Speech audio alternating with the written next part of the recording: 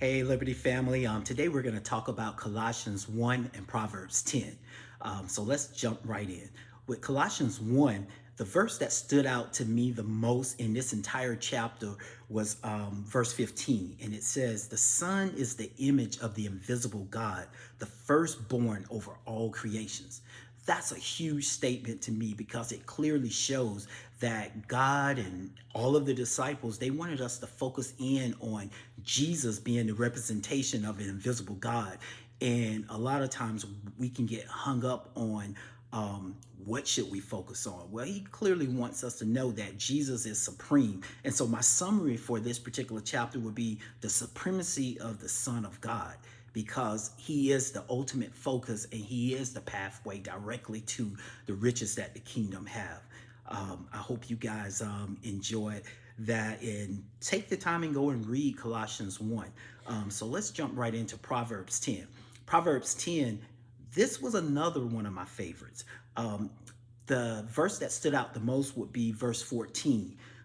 The wise store up knowledge, but the mouth of a fool invites ruins. This was huge for me because it's clear that the Proverbs of Solomon talks about being wise and talks about wisdom in general. But one of the things that was powerful for me is it talks about when to speak and when to listen.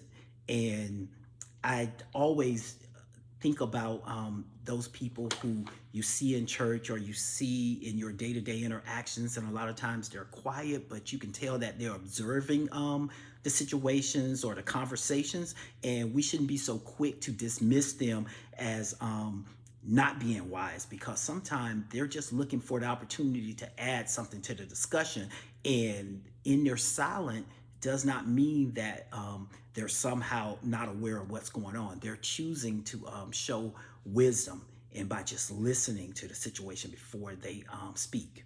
And one of the statements that's made by this entire chapter is, I feel like the word of God is showing that the power and influence isn't always the person that is the loudest or the person with the most eloquent words, but those that hear the heart of God and take heed to that and reflect on his words. I hope you guys enjoy Colossians 1 and Proverbs 10 mini update.